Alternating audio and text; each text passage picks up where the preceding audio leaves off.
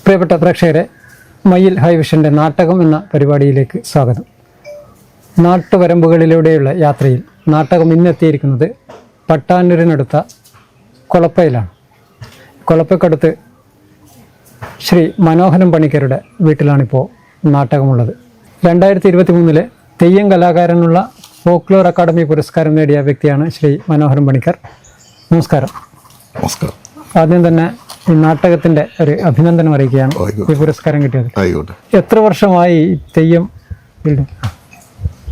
തെയ്യത്തിലേക്ക് ശരിക്ക് പിന്നെ ഒരു 50 വർഷം തെയ്യം കെട്ടാൻ പിന്നെ നമ്മൾ രംഗപ്രവേശനം പുറത്തെല്ലാം പോകുന്ന ഒരു സംഭവത്തിൽ വരുന്നത് ഒരു 50 വർഷത്തിൽ അധികമായി. തെയ്യം കെട്ടാൻ തുടങ്ങിയിട്ട് 50 വർഷത്തിൽ അതായി. അതിന് മുമ്പിൽ നമ്മൾ ഫസ്റ്റ് തന്നെ നമുക്ക് തലപ്പാളി എന്ന് പറയുന്ന ഒരു സംഭവമുണ്ട്. അത് നമ്മൾ ഈ 21 ഗുരുക്കന്മാരെ പിന്നെ സങ്കല്പം ചെയ്തിട്ടുള്ള ഒരു സാധനം തലപ്പാളി. ഇത് ആദ്യം വെക്കുന്നത് ഒരു ആൺകുട്ടീനെ സംബന്ധിച്ചിടത്തോളം ഒരു മലയ സമുദായത്തിൽപ്പെട്ടത് അല്ലെങ്കിൽ നമ്മൾ മലയ സമുദായത്തിന് ഇപ്പം പിന്നെ വേടനാണ് നമുക്ക് ആദ്യം.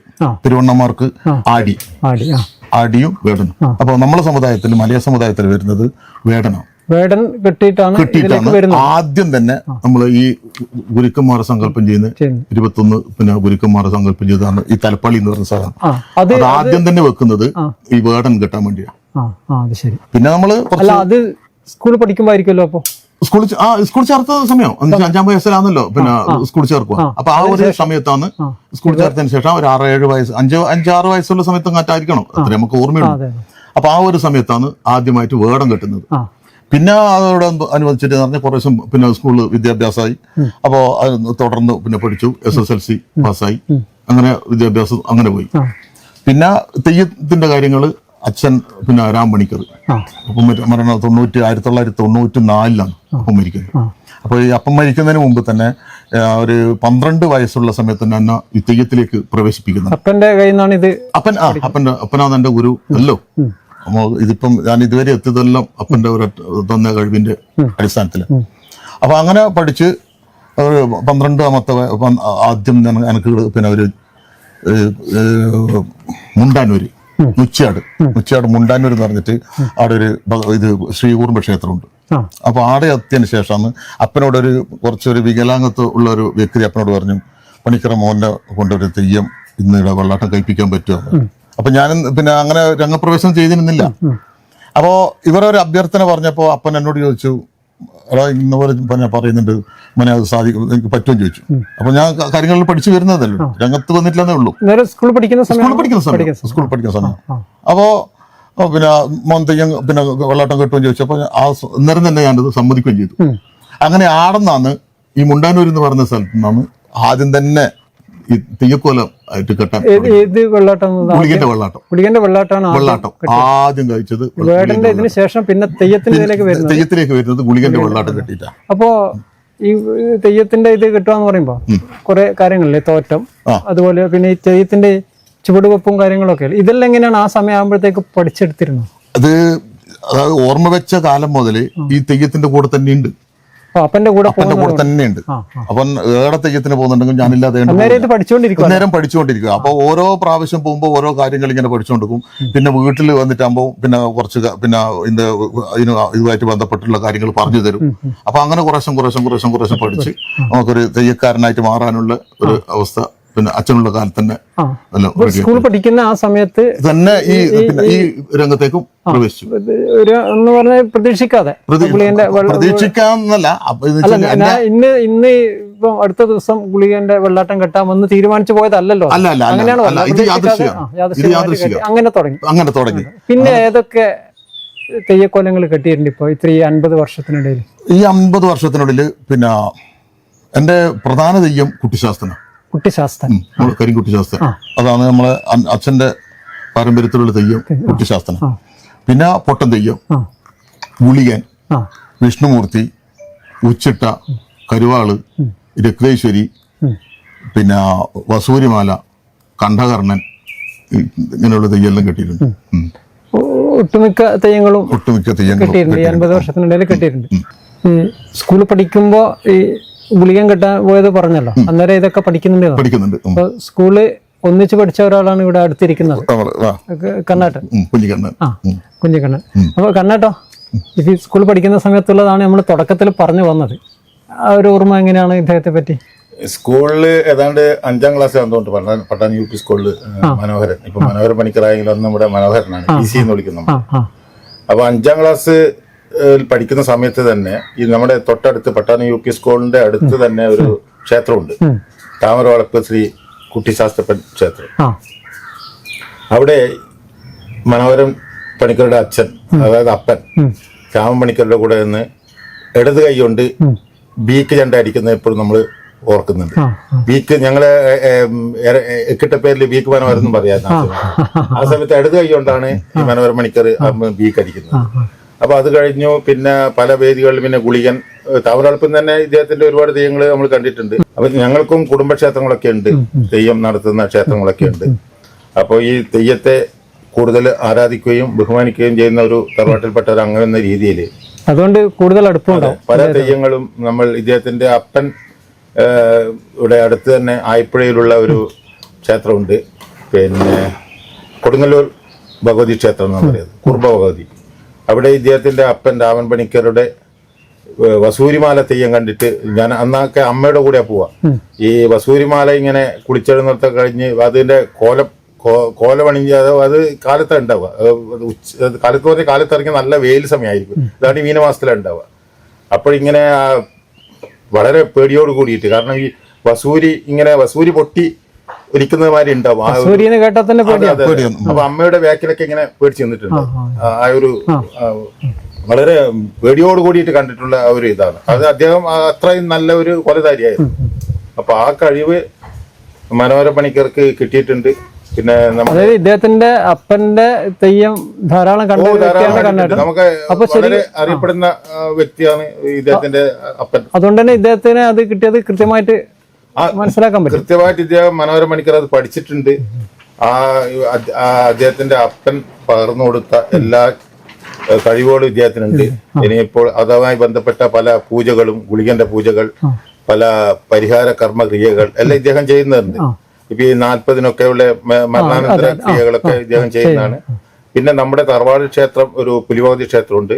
അവിടെയും ഒരു 4-5 വർഷമായിട്ട് അദ്ദേഹത്തിന് തെയ്യമില്ല, പക്ഷെ അതിന്റെ വാദ്യങ്ങളൊക്കെ മനോഹരൻ പണിക്കരുടെ നേതൃത്വത്തിൽ തന്നെ. സ്കൂള് പഠിക്കുന്ന സമയത്ത് ഈ തെയ്യത്തിന്റെ പറഞ്ഞല്ലോ, സ്കൂൾ പഠനം കഴിഞ്ഞിട്ട് പിന്നെ എങ്ങോട്ടായി? പഠനവുമായി ബന്ധപ്പെട്ടിട്ട് എന്തായത്?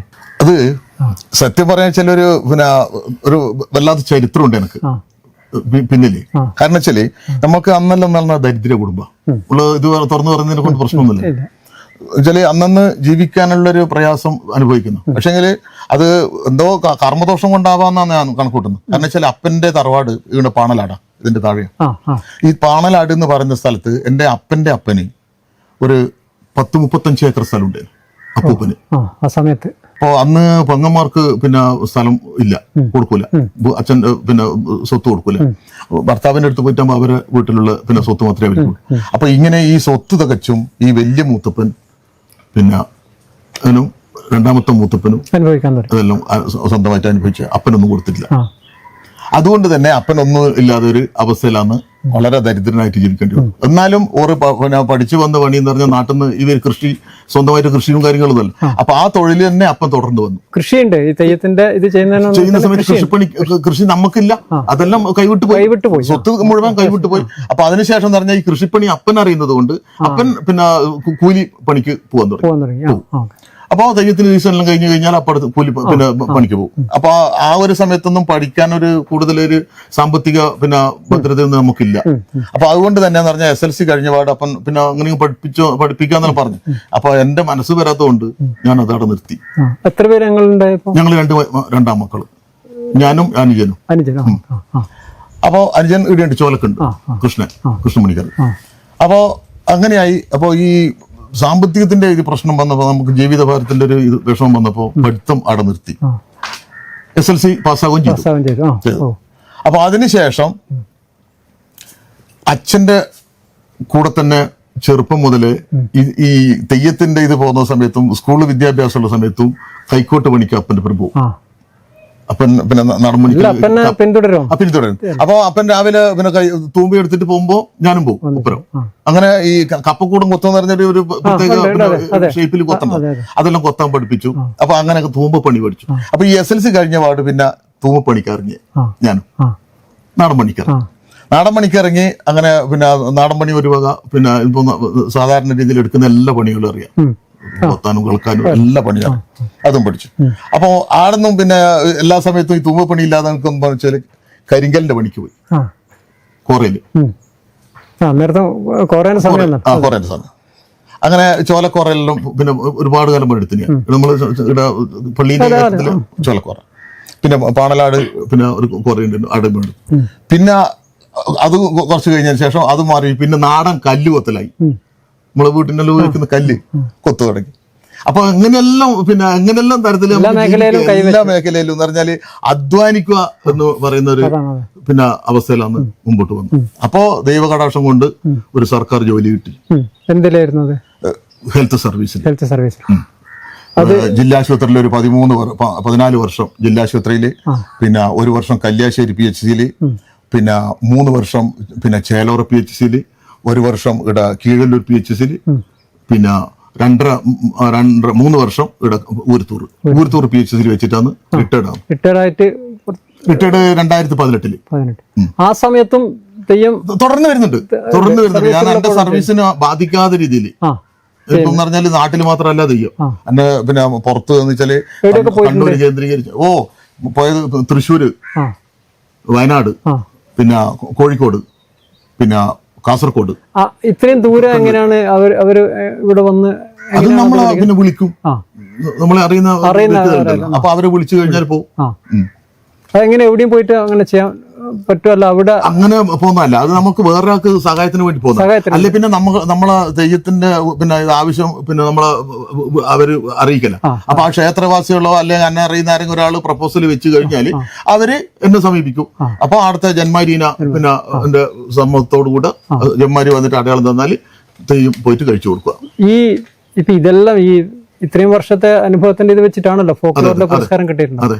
സർക്കാർ സർവീസിലുള്ളപ്പോഴും ഇത് മുന്നോട്ട് അത് ഇത് രണ്ടും കൂടി എങ്ങനെ ഇത് മിക്കവാറും ഉറക്കൊഴിഞ്ഞിട്ട് ചെയ്യേണ്ട കാര്യങ്ങളാണല്ലോ. അതെല്ലാം വളരെ പിന്നെ സഹിച്ചിട്ട് എന്ന് പറഞ്ഞാല് എന്നെ പോലെ സഹിച്ചൊരു വ്യക്തി ഉണ്ടാവും എനിക്ക് തോന്നുന്നില്ല. കാരണം എന്ന് വെച്ചാല് ഞാൻ 11-12 മണിക്ക് തെയ്യം കഴിച്ചിട്ട് ഇവിടെ കൂത്തുപറമ്പിലുള്ള തെയ്യം കഴിക്കുന്ന സ്ഥലമുണ്ട്, കണ്ടാറിന് കഴിച്ചിട്ട് 11-12 മണിക്കാണ് ഞാൻ ഇവിടെ വരുക. ഇവിടെ വന്നിട്ട് വേറത്ത് വന്നിട്ട് ഇതുപോലെ ഫാനോട്ടിട്ട് കിടക്കും. കറക്റ്റ് 5 മണിക്ക് എണീക്കും. 5 മണിക്ക് എണീച്ച് കുളിച്ച് 6 മണിക്കാണ് കുളപ്പക്കുന്ന ബസ്. ആ ബസ്സിന് കണ്ണൂരേക്ക് പോകും. അപ്പൊ ഈ തെയ്യം കിട്ടുന്ന ഇത് സർക്കാർ സർവീസിലെ ജോലി ഇതിനോ ബാധിച്ചിട്ടില്ല?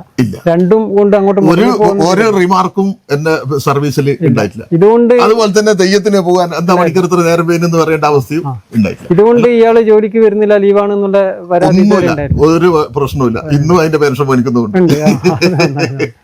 ഇപ്പൊ നേരത്തെ കർണാടകം പറഞ്ഞ ഈ PC മനോഹരൻ അല്ലേ സ്കൂൾ പഠിക്കുമ്പോ, ഈ PC മനോഹരൻ പണിക്കറായത് എങ്ങനെയാണ്? നമ്മള് പിന്നെ പട്ടാനൂര്, പിന്നെ പാണലാട്, ഇങ്ങനെയുള്ള നമ്മൾ ഈ പിന്നെ ഏരിയയില് പിന്നെ ഇത് പണിക്കർ സ്ഥാനം. പിന്നെ ഈ വേറെ ഇത് വെച്ചാല് പിന്നെ നമ്മളെ അപ്പൂപ്പൻ കണ്ടക്കൈന്ന് ഇവിടെ വന്നിട്ട് താമസിച്ച കണ്ടക്കൈ. പിന്നെ വേറൊരു ആചാരമുണ്ട്, അങ്ങനെ ഓരോ സ്ഥലത്ത് ഓരോ കണ്ടക്കൈയുള്ള ആചാരം എന്ന് പറഞ്ഞാൽ നമ്മളെ അപ്പൂപ്പന് പാരമ്പര്യമായിട്ട് വരേണ്ട ആചാരം പിന്നെ കണ്ടക്കൈ മുതിർവന. അത് ശരി. അപ്പൂപ്പന്റെ സ്ഥാനം വരേണ്ടത് കണ്ടക്കൈ മുതിർവന. അതിന് ഓരോന്നിനും ഓരോ രീതിയാ. പ്രാദേശിക തലത്തിലുള്ള പിന്നെ ഇതാണ് സ്ഥാനമാണ്. അല്ല, ഈ ഓരോ സ്ഥാനം ഇത് കിട്ടാനുള്ള അതിന്റെ ഇതെല്ലാം ഒന്ന് തന്നെയാണോ? ഇപ്പൊ ഒരാളൊരു പണിക്കരാവുന്നതും ഈ പറഞ്ഞ മറ്റ് ഇതെല്ലാം ആവുന്നതും അതിന്റെ രീതികളെല്ലാം ഒന്ന് തന്നെയാണോ? രീതികൾ അതിന് മാറ്റമുണ്ട്. ആചാര പിന്നെ ഇതിന് പിന്നെ അടയാളത്തിന് മാറ്റമുണ്ട്. അപ്പൊ ഈ പണിക്കരുത് എന്ന് പറഞ്ഞാൽ പട്ടും വളിയാണ്.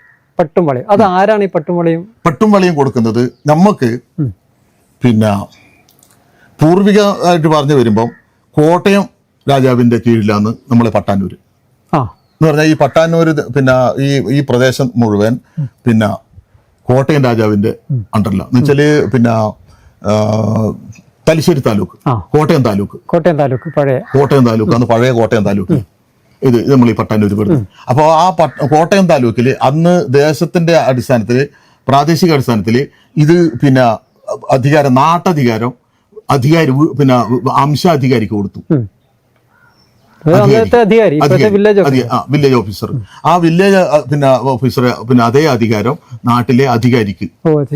അന്നത്തെ അധികാരിയാണ് ഇന്നത്തെ വില്ലേജ് ഓഫീസർ. Village officer. അപ്പോ ഈ നാട്ടധികാരിയാണ് ഇതിന്റെ പിന്നെ ഈ ഭാഗത്തുള്ള കാര്യങ്ങൾ ഇവിടെ എന്തെന്ന് നടക്കുന്നുണ്ടെങ്കിലും അവരറിയാതെ കൊണ്ട് ഒരു കാര്യങ്ങൾ നടക്കില്ല. സാന്നിധ്യത്വം കൊടുക്കുന്നെല്ലാം അവർക്കാണ് അതിന്റെ അധികാരം. അപ്പൊ നമുക്കിവിടെ വെലങ്ങേരി പട്ടാനൂര് വെലങ്ങേരി ഇടം വെച്ചാൽ ഇവരത് ഇടാണ്. ഈ പട്ടാനൂർ ഇടം എന്ന് പറയുന്നത് ഈ അധികാരിന്റെ തറവാടാണ്.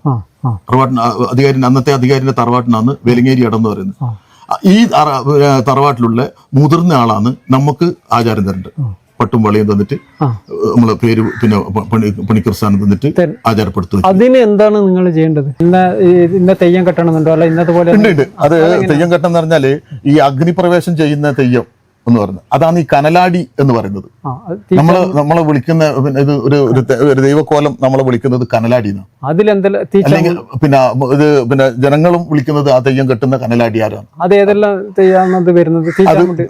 തീച്ചാമുണ്ട്, വിഷ്ണുമൂർത്തി, ഒറ്റക്കോലം, പിന്നെ കണ്ഠാകർണൻ, പിന്നെ പൊട്ടൻ ദൈവം, ഇങ്ങനെയുള്ള തെയ്യങ്ങൾ പിന്നെ കെട്ടിയിട്ടാണ് അധികം ആചാരം കൊടുക്കുക. ആ തെയ്യങ്ങൾ കെട്ടണം അല്ലെ? അതിലേതെങ്കിലും പിന്നെ കെട്ടാതെ തന്നെ കൊടുക്കുന്നുണ്ട്. കാരണം വെച്ചാല് അതിപ്പോ ഒരു സങ്കല്പമായിട്ട് ചെയ്യും. ചില ആൾക്കാർ ഒരാൾക്ക് ഇപ്പം ഗുളികം കെട്ടിയിട്ടാണ് ആചാരം കൊടുക്കുന്നുണ്ടെങ്കിൽ അത് ഈ പിന്നെ ഇത് ആചാരം കൊടുക്കുന്ന ആളുണ്ടല്ലോ, ഇപ്പം വെലങ്ങേരി അടുത്തില് പിന്നെ മൂപ്പൻ അവിടെ വന്നു കഴിഞ്ഞാല് അവരെന്ത് ചെയ്യുന്ന വെച്ചാല് ഒരു കൊടിയലിൻ്റെ അകത്ത് ഒരു തിരി കത്തിച്ചു വെക്കും. മനസ്സിലായില്ലേ? ഒരു 3-4 തിരി കത്തിച്ചിട്ട് കൊടിയല അവിടെ വെക്കും. എന്നിട്ട് ആ കൊടിയലയില് ഇയാളെ ഒരു പാദസ്പർശം നടത്തും. അപ്പൊ അഗ്നി സാക്ഷിയായി. സങ്കല്പം അങ്ങനെയും ചെയ്യുന്നുണ്ട്. എന്ന് വെച്ചാല് പിന്നെ ഈ അഗ്നിപ്രവേശം ചെയ്യുന്ന തെയ്യം മാത്രമേ പിന്നെ അവർക്ക് ആചാരം കൊടുത്തോടും പിന്നെ നിർബന്ധമില്ല. അതുപോലെ തന്നെ ഇപ്പം ചില ആൾക്കാരാന്ന് പറഞ്ഞാൽ തെയ്യം കെട്ടാൻ പ്രാപ്തിയില്ലാതെ ഒരാളെ ആചാരപ്പെടുത്തുന്നുണ്ടെങ്കിൽ അയാൾക്ക് പിന്നെ ചെയ്യാൻ പറ്റുന്ന വെച്ചാൽ അയാൾ ഒരു ചെണ്ട കൊട്ടിയിട്ട് ഒരു ക്ഷേത്രത്തിന്റെ മുന്നിൽ വെച്ച് കുറച്ച് സമയം ചെണ്ട കൊട്ടിയിട്ടും ആചാരം കൊടുക്കുന്നുണ്ട്. കൊടുക്കണം എന്ന് വെച്ചാൽ നമുക്ക് അങ്ങനെയും കൊടുക്കാം. അഗ്നിപ്രവേശം ചെയ്തിട്ട് മാത്രമേ കൊടുത്തോളൂ, അങ്ങനെയില്ല. പല ഭാഗത്തും അങ്ങനെ നടക്കുന്നുണ്ട്.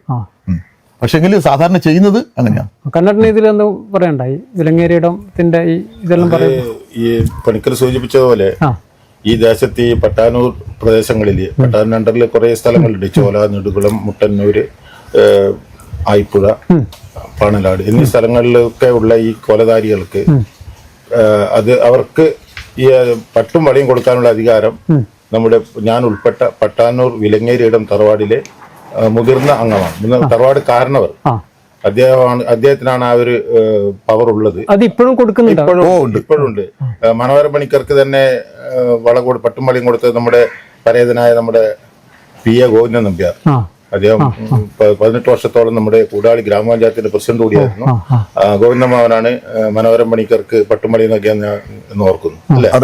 പിന്നെ സുഖകോമരത്തിന് പിന്നെ പല കോമരം വെളിച്ചപ്പാട് ഇവർക്കൊക്കെ പട്ടുമളിയും കൊടുക്കുന്നു. ഒന്ന് ഇപ്പം കുറെ തെയ്യങ്ങൾ തെയ്യക്കൊലങ്ങൾ കെട്ടിയെന്ന് പറഞ്ഞു പലരും ചെയ്യുന്നുണ്ട്. ഇതിന്റെ ഉള്ള ഈ തോറ്റം, ഈ ഇതിന്റെ നൃത്തം എന്നതിന് പറയാ ചുവട കലാശം എന്ന് പറയുന്നത് അതാണ് ഈ തെയ്യത്തിന്റെ അതല്ല, ഈ ചുവട് വെക്കുന്നതിനല്ല കലാശം. ഇതെല്ലാം വ്യത്യസ്തമായിരിക്കും അല്ലെ? ഇതെല്ലാം ഇങ്ങനെ എപ്പോഴാണ് ഇതൊക്കെ താങ്കൾ പഠിക്കുന്ന സ്കൂൾ പഠിക്കുന്ന സമയത്ത് തന്നെ ഇതെല്ലാം ഇങ്ങനെ വ്യത്യസ്തമായിട്ട് മനപ്പാടാക്കിയിട്ടുണ്ടോ ഈ തോറ്റം? ഒന്ന് നമ്മള് പിന്നെ അച്ഛൻ പഠിപ്പിക്കുന്നുണ്ട്. പോരാതെ നമ്മൾ പല വേദികളിൽ നമ്മൾ പോകുന്നുണ്ടല്ലോ, കൂടെ പോകുന്നുണ്ടല്ലോ. ആ പോകുന്ന സമയത്തും പിന്നെ കാണുന്നതും. പക്ഷെങ്കിൽ പിന്നെ ഞാൻ പിന്നെ ചെയ്യുന്ന കലാശങ്ങൾ മുഴുവൻ അപ്പന്റെ കാലിനനുസരിച്ചുള്ളത്. അങ്ങനെ വ്യത്യാസം പല ആൾക്കാർക്കും പല പിന്നെ വ്യത്യസ്ത രീതിയിലുള്ള കലാശങ്ങൾ. അതിപ്പം നമ്മളിപ്പം നമ്മള് കൊട്ടുന്ന കലാശത്തിന് അനുസരിച്ചിട്ടായിരിക്കില്ല മറ്റുള്ളവരെ പിന്നെ കലാശം വെക്കുന്നത്. കാല് വെക്കുന്നതിന് വ്യത്യാസം ഉണ്ടാവും. ഈ കൊട്ടുന്നവരും ഈ തെയ്യം കിട്ടുന്ന അവരും തമ്മിൽ അവർക്ക് നല്ല ധാരണ വേണം. ഈ ചെണ്ട കൊട്ടുന്നവർക്ക് ഈ തെയ്യത്തിനെ പറ്റി നല്ല പിന്നെ ബോധ്യം വേണം. ഇന്ന കലാശം കഴിഞ്ഞത് ഇന്നതാണ്, ഇന്ന കലാശം കഴിഞ്ഞാൽ ഇന്നതാണ്, അത് തിട്ടപ്പെടുത്തിയ കലാശം. അത് അറിയുന്നവരായിരിക്കുമല്ലോ അവര് പിന്നെ ആക്കുക. ഈ തോറ്റം അതുപോലെ തന്നെ മനസ്സിലുണ്ടാവും, പഠിച്ചു വെച്ച തന്നെ ഉണ്ടാവും തോറ്റം. തോറ്റെല്ലാം പിന്നെ ബൈഹാർട്ട് അത് ഒരു തെയ്യത്തിന്റെ സീസൺ കഴിഞ്ഞാൽ പിന്നെ അടുത്ത സീസണിലല്ലേ തെയ്യം ഉണ്ടാകുന്നത്. അത്രേ ഉള്ളൂ. ഈ സമയത്ത് ഈ തോറ്റങ്ങളൊക്കെ ഇങ്ങനെ ചൊല്ലിക്കൊണ്ടിരിക്കുവോ, അല്ല അതിങ്ങനെ പഠിക്കുന്നവര് പഠിക്കും അത്രയാണ്. അപ്പൊ നമുക്കിപ്പം കുറച്ച് കാര്യങ്ങളും കൂടെ പഠിക്കണം എന്നുണ്ടെങ്കിൽ ആ ഒഴിവ് കിട്ടുന്ന സമയത്ത് അല്ലെ പഠിച്ചു വെച്ചത് ഇങ്ങനെ പഠിച്ചു വെച്ചത് നമ്മള് പിന്നെ ഉരുവിട്ടുകൊണ്ടിരിക്കും. ഉരുവിട്ടോണ്ട് പറഞ്ഞാൽ നമുക്ക് ടൈം പാസ് ആയിട്ട് എടുക്കുക, മനസ്സിലുണ്ടാവും. അപ്പൊ ഒന്നിക്കൽ ഒരു ഇതിന്റെ സ്തുതി ചെല്ലോ അല്ലെങ്കിൽ തോറ്റത്തിന്റെ ഒരു ഭാഗം ചെല്ലോ, അത് നമ്മള് സമയത്തിനനുസരിച്ചിട്ട് നമ്മള് പിന്നെ ചൊല്ലിക്കൊണ്ട് നിൽക്കും. പിന്നെ അത്രയും ഉൾക്കൊണ്ടിട്ട് നിൽക്കുന്നതാണല്ലോ തെയ്യത്തിന്റെ കാര്യത്തില്. നേരത്തെ ഈ കലാശം വ്യത്യസ്തമായിരിക്കും പറഞ്ഞു. താങ്കളുടെ അപ്പന്റെ കാലിന്റെ ഇത് വെച്ചിട്ടാണ് പോകുന്നത്. ഈ അതുകൊണ്ടാണോ ഇപ്പോ ഈ ചില തെയ്യങ്ങള്, ഉദാഹരണത്തിന് താങ്കൾ ഒരു ഗുളികൻ കെട്ടി, അത് നമ്മൾ കണ്ടു, മറ്റൊരു സ്ഥലത്ത് പോയിട്ട് വേറൊരു ഗുളികൻ കാണുമ്പോൾ ചിലപ്പോൾ വ്യത്യാസം വരുന്നു. അത് ഈ കലാശത്തിലുള്ള വ്യത്യാസം കൊണ്ടായിരിക്കും അങ്ങനെ വരുന്നത്. വേഷം ഇതൊക്കെ തെയ്യത്തിന്റെ ഇതൊക്കെ ഒന്നായിരിക്കും അല്ലേ, ഈ അണിയുന്ന ഇതൊക്കെ ഒന്നായിരിക്കില്ലേ, അണിയാഭരണങ്ങളെല്ലാം. പിന്നെ പക്ഷെ ഒരു കാര്യം അങ്ങനെ നമുക്ക് പറയാൻ പറ്റില്ല, ഒന്നല്ലെന്ന് പറയാൻ പറ്റില്ല. കാരണം വെച്ചാല് ഇപ്പം കാലോചിതമായിട്ട് ഇതിന് പിന്നെ ഓരോ വ്യത്യാസങ്ങൾ വരുന്നുണ്ട്. കാരണം വെച്ചാല് സാധനങ്ങളെല്ലാം അത് തന്നെ. ചില പൂർവ്വകാലത്തെല്ലാം പറഞ്ഞാൽ നമ്മള് പിന്നെ ഒരു ഡ്രസ്സിനും ഒരു പ്രാധാന്യം ഇല്ല, ഒരു സങ്കല്പത്തിനുള്ള ഒരു സാധനം എന്ന് മാത്രമേ ഉള്ളൂ. പക്ഷെ ഇന്നതല്ല. ഇന്നെല്ലാം പറഞ്ഞാൽ നല്ല കാഴ്ച വസ്തുക്കളായിട്ട് മാറ്റി അലങ്കാരം കൂട്ടി. അപ്പൊ ഈ വ്യത്യാസം വരുന്നത് ഈ ഇതിന്റെയാണ് കലാശത്തിന്റെ ഓരോ ശരിക്കും പറയാ വെച്ചാല് ഓരോ പിന്നെ കോലധാരിന്റെയും മനോധർമ്മം കൂടെ ഇതിന്റെ അകത്ത് മറ്റു പല കലകളിലുള്ളത് പോലെ തന്നെ തോറ്റങ്ങളെല്ലാം ഒന്നായിരിക്കും. അത് പഴയ ഇത് തന്നെയുണ്ട്. പിന്നെ ഒരു കലാകാരന്റെ പിന്നെ ഭാവനക്ക് അനുസരിച്ചിട്ടുള്ള കാര്യങ്ങൾ നീക്കും. അത് ഓരോരുത്തരുടെ സാമർഥ്യ. പിന്നെ ഇപ്പൊ ഉദാഹരണം എന്ന് പറഞ്ഞാല് പിന്നെ നമ്മള് പണ്ട് പൂർവികം എന്ന് പറഞ്ഞാല് ഗുളികന് പച്ച മട്ടലാണ് ദണ്ണ് കൈമൽ കൊടുക്കുന്നത്. പച്ച മട്ടൽ, വെറും മട്ടലുമാണ്, 2 മട്ടല് മാത്രമേ കൊടുക്കൂ. ഇന്ന് അത് മുളേന്റെ വടി, ആ മുളവടീന്റെ മേലെ 4ഉം 5ഉം സ്റ്റെപ്പ് പിന്നെ കേറിയിട്ടുള്ള അഭ്യാസം കളിക്കുന്നു. അത് പിന്നെ അതിനെ നമ്മൾ തർക്കിക്കാനോ അതങ്ങനെ ചെയ്യാൻ പാടില്ല എന്നൊന്നും ഞാൻ പറയാൻ പിന്നെ ഉത്തരവാദിയല്ല. കാരണം വെച്ചാൽ അത് ഓരോരുത്തരുടെ ഭാവനക്കനുസരിച്ച് ചെയ്തോട്ടെ, ചെയ്യാണ്ട് നിൽക്കുകയും ചെയ്തു. പക്ഷെ നമ്മളതിനെ വിമർശിക്കാൻ വേണ്ടി നിൽക്കും. പക്ഷെങ്കിലും ഇതിന്റെ നിദാനം അങ്ങനെയാണ്. അതാണ് ഇപ്പം കാണികൾക്ക് ആകർഷണത്തിന് വേണ്ടിയിട്ട് 4ഉം 5ഉം സ്റ്റെപ്പ് കയറുന്നു, പിന്നെ അവര് അഭ്യാസമുറ എടുക്കുന്നു. അത് അവർ അങ്ങനെ എടുത്തോട്ട് അതിനകത്ത് നമുക്ക് പരാതിയൊന്നുമില്ല. നമ്മൾ പറഞ്ഞതിനെ കൊണ്ട് അത് അടങ്ങുകയില്ല, അങ്ങനെ പിന്നെ ഒരു അടക്കണം എന്നുള്ള ഉദ്ദേശമില്ല. അവരവരെ സൗകര്യത്തിന് ചെയ്തോട്ട് അത്രയും. ഇതുമായിട്ട് കൂട്ടി വായിക്കാൻ പറ്റുന്ന ഒന്നാണ് തോന്നുന്നു. ഈ ചില ആളുകൾ ഇപ്പൊ ഇളങ്കോലം അല്ലെങ്കിൽ തീച്ചാമ്പടി ഒരു സ്ഥലത്ത് പോയാൽ ഇപ്പൊ ഈ അടുത്ത കാലത്ത് വന്നൊരു ട്രെൻഡ്, ഈ കോലധാരി ആരാണെന്ന് കൂടി ആളുകൾ അന്വേഷിക്കുന്നുണ്ട്. സോഷ്യൽ മീഡിയയിലും വന്നതിന്റെ ഒരു ഭാഗമാണ്. അല്ലെങ്കിൽ ഇത് ആരാണെന്നും അറിയില്ല. അപ്പൊ ഇന്ന ആള് ഇളങ്കോലാണ് ആട, അതെന്തായാലും അത് ഉഷാറായിരുന്നു പറയും. അപ്പൊ ഇന്ന ആളുടെ ഇത് കഥകളിയിലൊക്കെ ചില വേഷങ്ങൾ ചിലരുടേത് പറയുന്നത് പോലെ ഈ തെയ്യക്കോല ഇന്ന ആളുടേത് ഉഷാറാണെന്ന് പറയുന്നത്, അത് ഈ പറയുന്നത് പോലെയുള്ള മനോധർമ്മങ്ങളൊക്കെ ഉപയോഗിക്കുന്നുണ്ടായിരുന്നു. അതാണ് ഒരു കലാകാരന്റെ പിന്നെ ഭാവനക്ക് പിന്നെ അനുസരിച്ചിട്ടുള്ള ജനങ്ങളെ ആകർഷിക്കാനുള്ള ഒരു പിന്നെ അവതരണം ആചാരത്തിന് മാറാതെ അത് ഒരു ഘടകമാണ് ഇതിൽ. മനോധർമ്മം ഘടകം എന്ന് വെച്ചാല് നമ്മള് ഓരോ ദിവസവും ഓരോ കാര്യങ്ങൾ പഠിച്ചുകൊണ്ടിരിക്കണം, അപ്ഡേറ്റ് ചെയ്തുകൊണ്ടിരിക്കണം. വെച്ചാല് നമ്മള് പിന്നെ പണ്ട് കാലത്ത് ചെയ്യുമ്പോൾ തന്നെ ഇപ്പം ചെയ്യണമെന്ന് പിന്നെ നിർബന്ധിക്കാൻ പറ്റൂല. വെച്ചാല് ഒരാൾക്ക് ഇപ്പൊ ഒരു കലാശത്തിന്റെ പിന്നെ അംശത്തിൽ ചെറിയൊരു മാറ്റം വരുത്തണം എന്ന് പറഞ്ഞു കഴിഞ്ഞാൽ പിന്നെ തോന്നി കഴിഞ്ഞാൽ അയാൾക്ക് അത് പിന്നെ ചെയ്യുന്നതിനെ കൊണ്ട് തെറ്റില്ല. കാരണം തെയ്യല്ലേ, ഇപ്പം പിന്നെ ഭാവനക്ക് വരുന്നതിനനുസരിച്ചിട്ട് ചെയ്യാം. അങ്ങനെ മാറുമ്പോ ഈ വാദ്യക്കാര് കൂടി അതിനനുസരിച്ചിട്ട് മാറിക്കൊണ്ട് വാദ്യത്തിന് വ്യത്യാസം ഉണ്ടാവില്ല. ഇയാളെ ചുവട് വെപ്പിന് മാത്രമേ വ്യത്യാസം ഉണ്ടാവും. അതെന്നേരം ഈ വാദ്യം ഇതും കൂടി അങ്ങനെ സിങ്കായിട്ട് വരും. അത് മറ്റുള്ളവർക്ക് പിന്നെ ഇതായില്ല, പിന്നെ ആരോചകാവില്ല. കാരണം വെച്ചാല് അയാള് വെക്കുന്ന സ്റ്റെപ്പ് കറക്റ്റ് ആയിരിക്കും. പക്ഷെ ചിലപ്പോ വ്യത്യാസങ്ങൾ ഉണ്ടാവും. ഇത് അറിയുന്നവർക്കേ അറിയും. പക്ഷെ കലാശം ഒന്നായിരിക്കും, അവര് കൊട്ടുന്നത് തന്നെയായിരിക്കും തുള്ളുന്നത്. പക്ഷെ അതിനകത്ത് കുറച്ചും കൂടെ പിന്നെ ഒരു സൗന്ദര്യവർദ്ധനം അതിനകത്ത് കാണിക്കും. അത്ര തന്നെ. ഗുളികൻ വെള്ളാട്ടം കെട്ടിയിട്ടാണല്ലോ തുടങ്ങിയത് തന്നെ. അതെ. അപ്പൊ ഈ സാധാരണ ആളുകൾക്ക് ഉണ്ടാകുന്ന ഒരു സംശയം, വെള്ളാട്ടം ഇന്ന് രാത്രി ഇന്ന തെയ്യത്തിന്റെ വെള്ളാട്ടം, പുലർച്ചെ പുറപ്പാട് എന്നൊക്കെ കാണാം. ഈ വെള്ളാട്ടം, ഒരു തെയ്യത്തിന്റെ വെള്ളാട്ടവും ആ തെയ്യക്കോലവും തമ്മിലുള്ള വ്യത്യാസം എന്താണ്? അത് നമുക്ക് പിന്നെ ഇതിനെ ബാല്യകാലം സൂചിപ്പിക്കുന്ന ഈ വെള്ളാട്ടം ഒരു തെയ്യത്തിന്റെ ഇപ്പം ഗുളികൻ, ഇപ്പം ഇതിന്റെ ഒരു വെള്ളാട്ടം നമ്മൾ ഇതിനെ അനുസ്മരിക്കുന്നത് ഇതിന്റെ ഒരു പിന്നെ ബാല്യകാലമായിട്ടാണ്. അതാണ്. അപ്പൊ പല തെയ്യത്തിനും ഇങ്ങനെ വെള്ളാട്ടങ്ങളുണ്ട്. അതിൽ ഈ തെയ്യവും ഈ വെള്ളാട്ടവും തമ്മിൽ എന്തെല്ലാം വ്യത്യാസമുള്ളത്? ഈ കലാശത്തിലും പിന്നെ ഈ വേഷത്തിലും എല്ലാം അങ്ങനെ വ്യത്യാസം ഉണ്ടാവും? അല്ല ഈ വെള്ളാട്ടം ചെയ്യുന്ന എല്ലാ വേഷത്തിന് വ്യത്യാസം ഉണ്ടാവും, വെള്ളാട്ടത്തിന്റെ വ്യത്യാസം ഉണ്ടാവും. ഇപ്പൊ പിന്നെ കുറെ തെയ്യത്തിന്റെ പിന്നെ വെള്ളാട്ടെല്ലാം ഏകദേശം ഒരുപോലെ. ഗുളികന്റേത്, പിന്നെ കുട്ടിശാസ്ത്രന്റേത്, കണ്ടാകാരന്റെ, ഈ 3 വെള്ളാട്ടം സെയിം ആണ് കാഴ്ചക്ക്. പക്ഷേങ്കിൽ ഇതിനെ തിരിച്ചറിയാൻ പിന്നെ ചില പിന്നെ കുറുക്ക് വഴി. ഗുളികന്റെ അപ്പൊ മുടി അല്ല, വെള്ളാട്ടത്തിന്റെ ഈ ഗുളികന്റെ വെള്ളാട്ടത്തിന് നമ്മൾക്ക് ഈ നെറ്റിക്ക് ഒരു കുറിയിടുന്ന പരിപാടി. ആ കുറിയിടുന്ന സമയത്ത് ഗുളികന്റെ വെള്ളാട്ടത്തിന് കറുത്ത പൊട്ടാവുന്നുള്ളൂ. ഈ വെള്ളാട്ടങ്ങളെ തമ്മിൽ തിരിച്ചറിയാം, മനസ്സിലായില്ലേ? അങ്ങനെയുണ്ടല്ലോ, വ്യത്യാസമുണ്ട്. ഞാൻ ചോദിച്ചത് അതല്ലായിരുന്നു. ഇപ്പൊ ഒരു ഗുളികന്റെ വെള്ളാട്ടം കഴിക്കുന്നത് രാവിലെ ഗുളികൻ പുറപ്പെടും.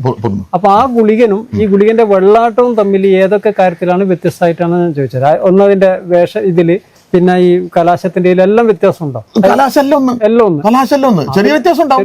വെള്ളാട്ട സമയത്ത് കളിക്കുന്ന കുറച്ച് കളി ഇതായിട്ടും വ്യത്യാസം. മുടി എല്ലാം ഈ വെള്ളാട്ടത്തിന് ഉണ്ടാവണമെന്നില്ല. വെള്ളാട്ടത്തിന് മുടിയില്ല. അതാണല്ലേ വെള്ളാട്ടത്തിന് മുടിയില്ല. പ്രധാനമായിട്ട് നമുക്ക് മനസ്സിലാവുന്നത് അതാണ്. പിന്നെ ഈ പറഞ്ഞത് പല തെയ്യത്തിന്റെ വെള്ളാട്ടവും ഏതാണ്ട് ഒരേപോലെ ആയിരിക്കും. 3 വെള്ളാട്ടം ഏകദേശം പിന്നെ ഒരുപോലെ, കാഴ്ചക്ക് ഒരുപോലെ. പക്ഷേ പിന്നെ കുട്ടിശാസ്ത്രന്റേത്, പിന്നെ കണ്ടാറിന്റെ. അപ്പൊ ഇതിനെ തിരിച്ചറിയാനുള്ള പിന്നെ ഒരു അടയാളം എന്ന് പറഞ്ഞാല്, ഗുളികൻ തെയ്യത്തിന് കറുത്ത മഷി ഇവിടെ പൊട്ടിന് വരുന്നത്, ഭിത്തിക്ക് തൊടുന്ന കുറിയില് വരുന്നത് കറുത്ത കുറിയ. അതേസമയത്ത് കുട്ടിശാസ്ത്രത്തിന് വരുന്നത് ചുവന്ന കുറിയ, ചായില്യം എന്ന് പറയും. അതാണ് പിന്നെ കുറി തൊടുക. അതേസമയത്ത് കണ്ടാറിന് കണ്ണും ഇങ്ങനെ വരച്ചിട്ട് കാണുന്നുണ്ട്, 2 കണ്ണിന്റെ ഇത് ഇങ്ങനെ വരച്ചിട്ട് കാണും. അതിന്റെ അടിയിൽ വരയുണ്ട്. പക്ഷേങ്കില് ഈ 2 വെള്ളാട്ടത്തിനും ഈ മേലത്തെ പുരികം ഉണ്ടാവും. സൂക്ഷിച്ചു നോക്കണം. ഇങ്ങനെ മേലത്തെ പുരികം ഉണ്ടാവും. കണ്ടാറിന്റെ വെള്ളാട്ടത്തിന് അടിയിലത്തെ പുരികം മാത്രമേ ഉണ്ടാവും. അതാണ് തിരിച്ചറിയാനുള്ളത്. ഈ വെള്ളാട്ടവും തോറ്റവും സിമിലറാണ് അല്ലേ? ചിലതിന് തോറ്റം എന്ന് പറയും, ചിലതിന് വെള്ളാട്ടം എന്ന് പറയും. ഇതിന്റെ ബാല്യകാലത്തുള്ള ഇതിന്റെ ഇതിന്റെ ഹിസ്റ്ററി, ഇതിന്റെ ചരിത്രം പറയുന്ന വെള്ളാട്ടത്തിന്. ഈ വെള്ളാട്ട് ഗുളികന്റെ വെള്ളാട്ടായാലും മറ്റുള്ള ഏത് കോലത്തിന്റെ വെള്ളാട്ടായാലും അത് ആ വെള്ളാട്ടത്തിലൂടെയാണ് ഇതിന്റെ ചരിത്രം സൂചിപ്പിക്കുന്നത്.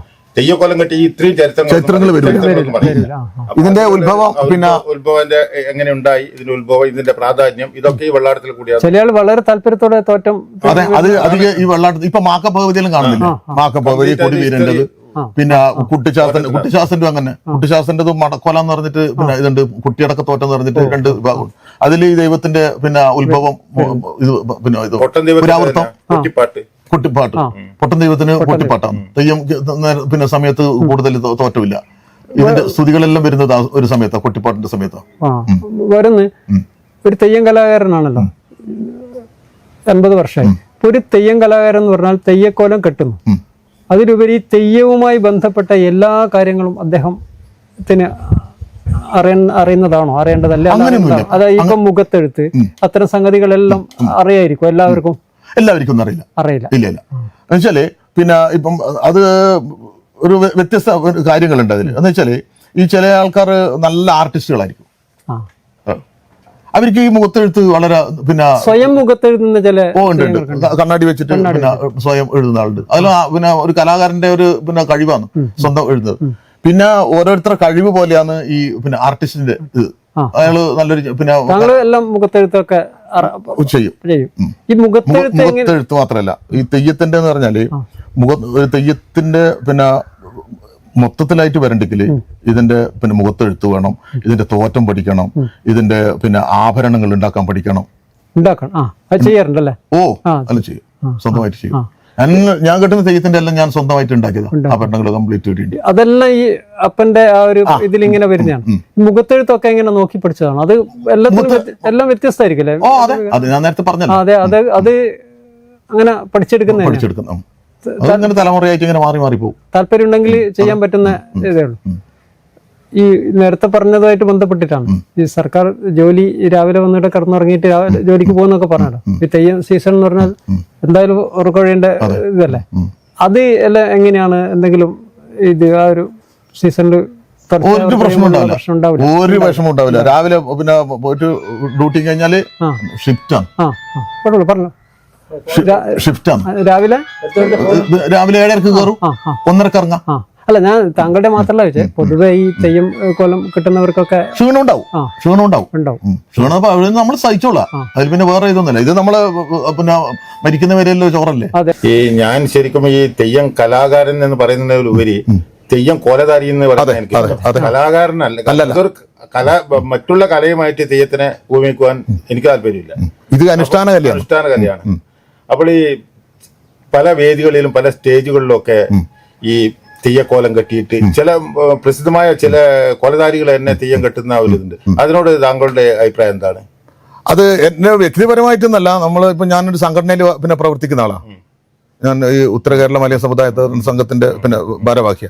അപ്പോ ഞങ്ങള് ആ നഖശികാന്തരം എതിർക്കുന്ന ഒരു പിന്നെ കാഴ്ചപ്പാടാണ് ഇത്. എന്നുവെച്ചാല് നമുക്ക് ഈ സംഘടനക്കും പിന്നെ നമ്മൾ വ്യക്തിപരമായിട്ടും നമുക്ക് ഇതിനോട് യാതൊരു താല്പര്യമില്ല. അതുപോലെ തന്നെ ഇന്ന് വരെ ഈ സമയം വരെ ഈ മേഖലയിലേക്ക് ഞാൻ പോയിട്ടില്ല. എൻ്റെ ഒരു സാധനം കൊടുക്കുകയോ അല്ലെങ്കിൽ ഇതിനെ പ്രോത്സാഹിപ്പിക്കുകയോ ചെയ്തിട്ടില്ല. ആര് വന്നു കഴിഞ്ഞാൽ ഞാൻ ആ മുഖത്ത് നോക്കിയിട്ട് ഞാൻ ചെയ്യൂല എന്ന് പറഞ്ഞിട്ട് വിട്ടിട്ടുണ്ട്. പിന്നെ ഇപ്പം തന്നെ ഈ സ്കൂള് കലോത്സവത്തിന് പിന്നെ നമ്മൾ സംഘടനയുടെ വിട്ടിട്ട് അത് പിന്നെ ഗവൺമെന്റിന്റെ അറിവിലേക്ക് എത്തിച്ചിട്ടുണ്ട്. നമ്മളെ അനുഷ്ഠാനത്തിന് വിപരീതമാണ് ചെയ്യുന്നത്. ഒരു കാലത്ത് ചെയ്യാൻ പാടില്ല. എന്നുവെച്ചാൽ ക്ഷേത്ര സങ്കല്പമാണ്. ക്ഷേത്രത്തിന് ഈ ക്ഷേത്ര മതിൽക്കെട്ടിനകത്ത് വരേണ്ടത് ഇതെല്ലാം ഈ ക്ഷേത്രത്തിന്റെ ചുറ്റുമതിലിനകത്ത് വരേണ്ടതാണ്. അത് പുറത്തു കൊണ്ടുപോകേണ്ടതല്ല. അത് നമ്മൾ പുറത്തു കൊണ്ടുപോയിട്ട് ഇപ്പം വയൽത്തറ കഴിക്കാം. അത് പിന്നെ വയൽത്തറ തന്നെയാണ് പേര്. അപ്പൊ അതുകൊണ്ട് തന്നെ വയൽത്തറ കഴിക്കുന്നതിൽ തെറ്റൊന്നുമില്ല. അതേസമയത്ത് മറ്റുള്ള തെയ്യം കഴിക്കുന്നത് പിന്നെ ഇപ്പൊ മന്ത്രമൂർത്തികൾ പിന്നെ കളിയാട്ടാണ് അധികവും. പിന്നെ നമുക്ക് പ്രധാനപ്പെട്ടത് ഭൈരവാദി പഞ്ചമൂർത്തികൾ എന്ന് പറഞ്ഞാൽ ഈ ദേവന്മാരെയൊന്നും നമ്മൾ പുറത്തു കൊണ്ടുപോയിട്ട് ഒരു കാരണവശാലും ചെയ്യുന്നത് ശരിയല്ല. അപ്പൊ നമ്മളത് പിന്നെ നഖശികാന്തര വ്യക്തിപരമായിട്ടും സംഘടനാപരമായിട്ടും നമ്മൾ എതിർക്കുന്ന കാര്യമാണ്. അതായത് ഇപ്പൊ പറഞ്ഞു വന്നത് പുറത്തു പോയി ചെയ്യുന്നെന്ന് പറഞ്ഞല്ലോ. ഇപ്പൊ ഒരു ക്ഷേത്രത്തിന്റെ ഇതിനുള്ളിൽ ചെയ്യുമ്പോൾ ഒരു തെയ്യക്കോലം കെട്ടുമ്പോൾ അതിന് മുന്നേ ചെയ്യുന്ന കുറെ കാര്യങ്ങളുണ്ടല്ലോ. ആ തെയ്യത്തിന്റെ തോറ്റം, അതിന്റെ വെള്ളാട്ടം, ഇത്തരം കാര്യങ്ങൾ കഴിഞ്ഞിട്ടാണ് ആ തെയ്യക്കോലത്തിൽ വരുന്നത്. ഈ പറഞ്ഞ സംഭവത്തിൽ അതൊന്നും ഇല്ലല്ലോ. വെറുതെ പോയി തെയ്യക്കോലം. ഈ തെയ്യം കെട്ടുന്നത് ഒരു ക്ഷേത്രത്തിൽ തെയ്യം കെട്ടുന്നതിന് ഒരുപാട് സ്ഥാനികന്മാരുണ്ട്. ഇപ്പൊ കോമരമുണ്ട്, എംബ്രാനുണ്ട്, പിന്നെ വെളിച്ചപ്പാടുണ്ട്, പിന്നെ ആയത്താറുണ്ട്. ഇങ്ങനെ പിന്നെ ഇപ്പൊ മുച്ചിലോട്ട് ഭഗവതിന്റെ ഇവരെല്ലാം കണ്ടിട്ടില്ലേ? ഒരുപാട് സ്ഥാനികന്മാരുണ്ട്. അപ്പൊ ഈ സ്ഥാനികന്മാരെയൊന്നും ഉൾപ്പെടുത്തിയിരുന്നല്ല ഇമാതിരി പണിക്ക് നിൽക്കുന്നത്. അത് ഒന്ന് അനുഷ്ഠാനത്തിനെ ഹനിച്ചിട്ടുള്ള പരിപാടി ഇത്. കാരണം അവരിപ്പം കാരണം വെച്ചാൽ പുറത്ത് പോയിട്ട് അനുഷ്ഠാനത്തിലാണ് കഴിക്കുന്നതെന്ന് വരുത്തി തീർക്കാൻ വേണ്ടിയിട്ട് അവരങ്ങനെ ഒരു കട്ടൗട്ടറെല്ലാം അടിച്ചിട്ട് പിന്നെ വെച്ചിട്ട് ആടെ പിന്നെ അനുഷ്ഠാനപരമായിട്ട് നമ്മൾ കഴിച്ചെന്ന് പറയുന്ന ഒരു സംഭവം മാത്രമേ ഉള്ളൂ. പക്ഷെ അത് നമുക്ക് അംഗീകരിക്കാൻ കഴിയില്ല. ഈ മതിൽക്കെട്ടിനകത്ത് വരേണ്ടത് മതിൽക്കെട്ടിനകത്ത് തന്നെ വരണം. മറ്റൊന്ന്, ഈ തെയ്യവുമായി ബന്ധപ്പെട്ട് പലർക്കും ഉണ്ടാകുന്ന ഒരു സംശയം, ഈ തെയ്യക്കോലം കെട്ടിക്കഴിഞ്ഞാൽ ഉള്ള ആ ഒരു സംസാരം, അതിന് ഒരു പേരില്ലേ? വാമൊഴി വേറെന്തൊരു ഇല്ല, വാമൊഴി. ചില ആൾക്കാർ അത് ഒരു പ്രത്യേക രീതിയിലാണല്ലോ. അതെ. ഒരു ഉദാഹരണം, താങ്കൾ ഇപ്പൊ എന്നോട് ഇതുപോലെ സംസാരിക്കും. താങ്കൾ ഇപ്പൊ ഇത് നിർത്തി ഒരു തെയ്യക്കോലം കെട്ടിക്കഴിഞ്ഞാൽ പിന്നെ സംസാരിക്കുന്ന രീതി മാറ്റായിരിക്കും. അത് അഴിച്ചു വെച്ച് കഴിഞ്ഞാൽ വീണ്ടും പഴയയിലേക്ക്. അത് എങ്ങനെയാണ് അതിലേക്ക് ആ ഒരു നിങ്ങൾ എത്തുന്നത്? അത് ഏറ്റവും പ്രധാനം ഗുരുനാഥനം. അച്ചടക്കം ഉള്ള ഒരു ഗുരുനാഥന്റെ അടുത്ത് നിന്ന് പഠിച്ചിട്ടുണ്ടെങ്കിൽ മാത്രമേ നമുക്ക് അതിന്റെ പിന്നെ ഈ പൂർവിക അടിസ്ഥാന പ്രകാരം നമ്മൾ കൊണ്ടുപോകാൻ പറ്റും. ഇന്നുള്ള തലമുറക്കൊന്നും അങ്ങനെ ഒരു പിന്നെ അവസ്ഥയിലേക്ക് പോകുന്നുണ്ടെന്ന് എനിക്ക് തോന്നുന്നില്ല. കാരണം എന്ന് പറഞ്ഞാല് നമ്മൾ ഈ സംസാരം പിന്നെ ഈ ദൈവത്തിന്റെ വചനം എന്നാന്ന് പറയും, വാചാല് എന്നെല്ലാം പറയുന്ന ശരിയാ, വചനം, ദൈവവചനം. അത് വേറെ തന്നെയുണ്ട്. അതൊരു പ്രത്യേക ലിപിയിൽ വരുന്ന സംസാരമാണ്. അതൊന്നെല്ലാം പഠിച്ചെടുക്കുന്നതാണ്. അങ്ങനെ പഠിച്ചെടുത്താലുള്ള ഒരു സംശയം, അത് പഠിച്ചെടുത്തു. പക്ഷെ ഒരു തെയ്യം കെട്ടി ആ സ്ഥലത്തുനിന്ന് അവിടെ കാണുന്നതുമായി ബന്ധപ്പെട്ട് അല്ലെങ്കിൽ അടുത്ത് അനുഗ്രഹത്തിന് വരുന്ന ഭക്തനുമായി അത് നമുക്ക് പിന്നെ 30 കിലോ എന്ന് പറഞ്ഞിട്ട് പിന്നെ സമുദായമുണ്ട്. 30 കിലോ ഇപ്പം പിന്നെ ഇവര് കർത്താവാണ്. ഇവൻ നമ്മൾ ശശീന്റേത് കുടുപതി, ശശീനെ അഭിസംബോധന ചെയ്യുന്നത് കുടുപതി. ഇതൊന്നും ആർക്കും അറിയില്ല, കുടുപതി. അപ്പോ പിന്നെ ഇവരില്ലേ പിന്നെ നായന്മാര്, അവരെ വിളിക്കേണ്ടതുണ്ട്, നമ്പൂതിരിനെ വിളിക്കേണ്ടതുണ്ട്. അവർക്കെല്ലാം പ്രത്യേകം പിന്നെ സ്ഥാനപ്പേര്. അത് ദൈവത്തിന്റെ നാമത്തിൽ പിന്നെ അവരെ ദൈവം വിളിക്കുന്ന പേരുണ്ട്. ഇപ്പം പിന്നെ ഒരു തീയ സമുദായത്തിൽപ്പെട്ട ആള്, അയാളെ കരുവനാന്ന് വിളിക്കും. അപ്പൊ അങ്ങനെ ഓരോരോ പിന്നെ ആൾക്കാരെയും പ്രത്യേകിച്ചിട്ട് അഭിസംബോധന ഭാഷയുണ്ട്. ആ ഭാഷയിൽ അപ്പോ ആ ഒരു വ്യക്തി ദൈവത്തിന്റെ മുന്നിൽ വന്നു കഴിഞ്ഞാൽ അയാളോട് പറയേണ്ട വാക്ക് പ്രത്യേകിച്ചിട്ടുണ്ട്. ഒരു കരുവനോട് പറയേണ്ട വാക്ക് പ്രത്യേകിച്ചിട്ടുണ്ട്. ഒരു പിന്നെ കർത്താവ് പിന്നെ ദൈവത്തിന്റെ അടുത്ത് വന്നു കഴിഞ്ഞാൽ ആ കർത്താവിനോട് പറയേണ്ട വാക്കുണ്ട്. മനസ്സിലായില്ലേ? ഒരു നമ്പൂതിരി വന്നു കഴിഞ്ഞാൽ അയാളോട് എന്തെല്ലാം ഏത് രീതിയിലാണ് അയാളോട് സംസാരിക്കുന്നത് അതൊക്കെ പഠിച്ചെടുക്കും. അതെല്ലാം നമ്മൾ വാമൊഴിയായിട്ട് പഠിച്ചെടുക്കുന്നു. ഞാൻ ചോദിച്ചത് അത് പഠിച്ചു, അതിന് ശൈലിയൊക്കെ പഠിച്ചു.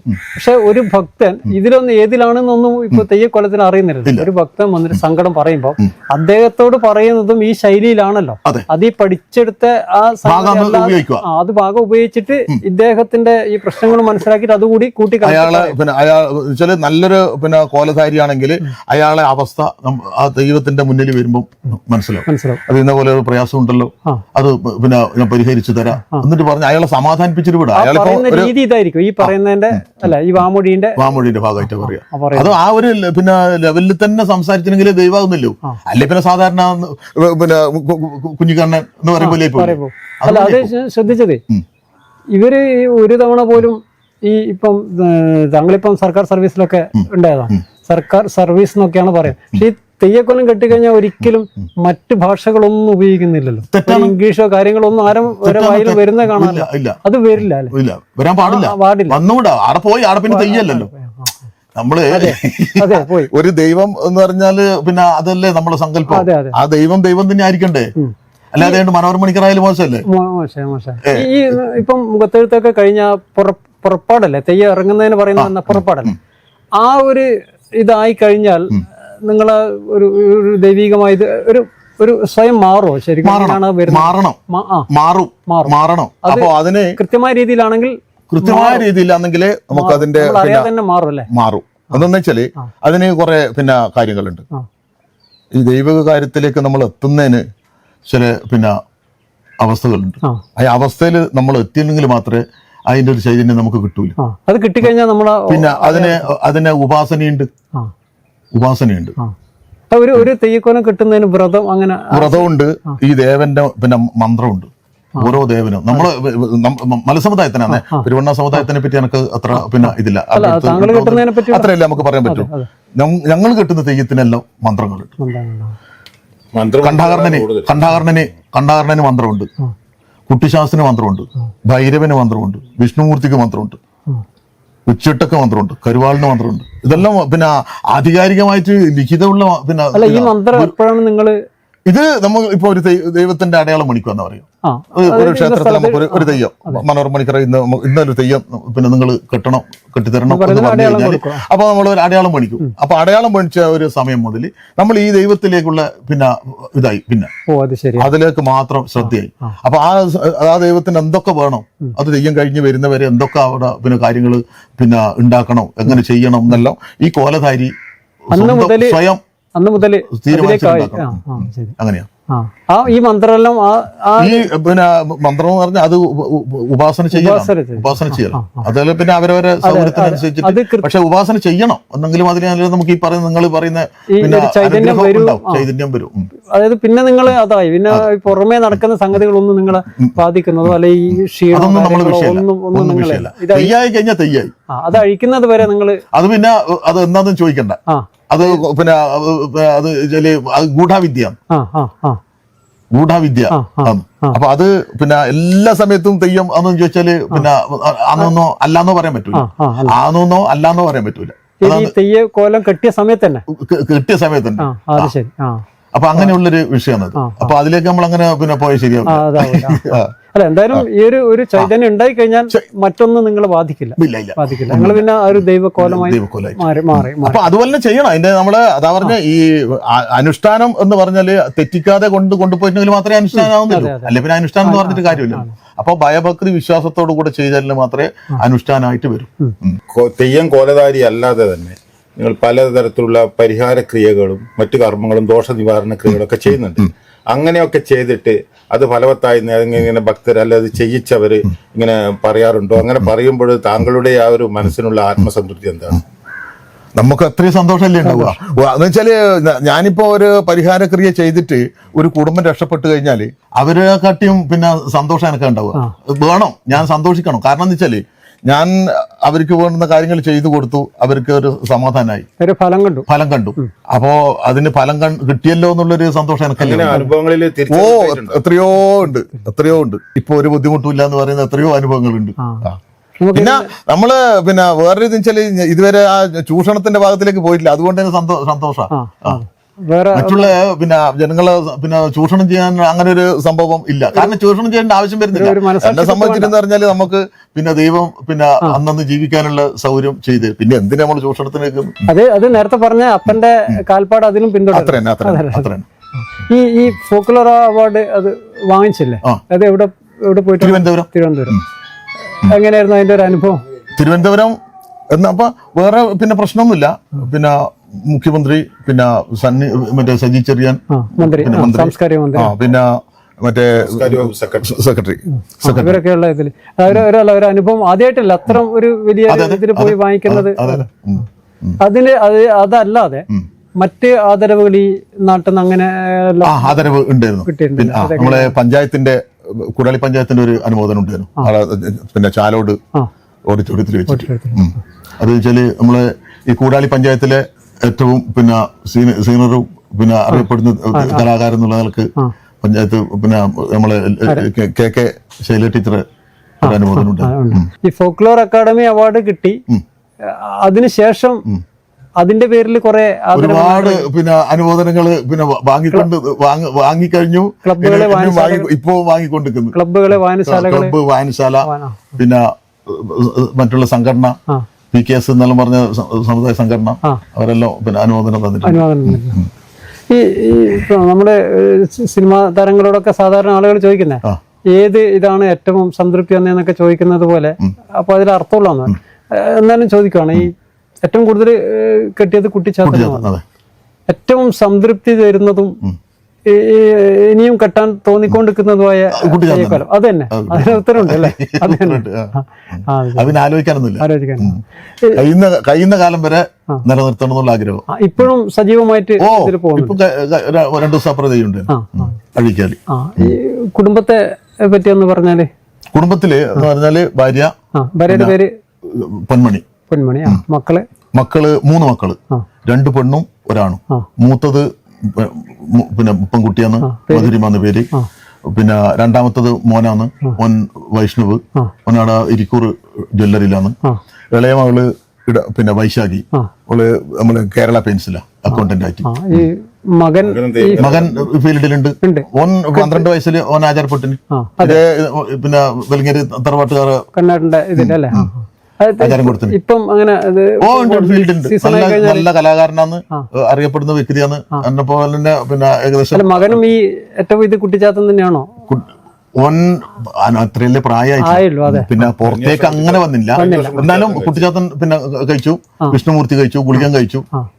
താങ്കൾ പോകുന്നവർക്ക് ഉണ്ടാവും തെയ്യത്തിന്റെ? ഇപ്പൊ പുതിയ തലമുറ തെയ്യം കാണാൻ ധാരാളം ആളുകൾ പഴയതിനേക്കാളും വരുന്നുണ്ട്, തെയ്യം കാണാൻ വരുന്നുണ്ട്. അതുകൊണ്ടാണല്ലോ ഈ സോഷ്യൽ മീഡിയയിലൊക്കെ വരുന്നത്. ഈ തെയ്യത്തിന്റെ ഇതിലേക്ക് നിങ്ങളെ തെയ്യം കെട്ടുന്ന ഇതിലേക്കൊക്കെ പുതിയ തലമുറ, ഇപ്പൊ മകനുണ്ട് എന്ന് പറഞ്ഞു, അങ്ങനെ പുതിയ തലമുറ താല്പര്യപ്പെടുന്നുണ്ട്. നല്ലൊരു വിഭാഗം തെയ്യത്തിലേക്ക് വരുന്നുണ്ടല്ലോ. മനോരമ മണിക്കരുടെ ഒരു സഹപാഠി കന്നേട്ട നേരത്തെ സംസാരിച്ചു.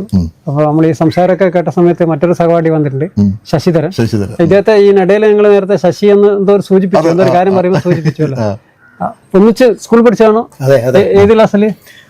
5ാം ക്ലാസ്സിലാണ്. പട്ടാന്നൂർ സ്കൂളില് 7ാം ക്ലാസ് വരെ അതിൽ പെട്ടതാണ്.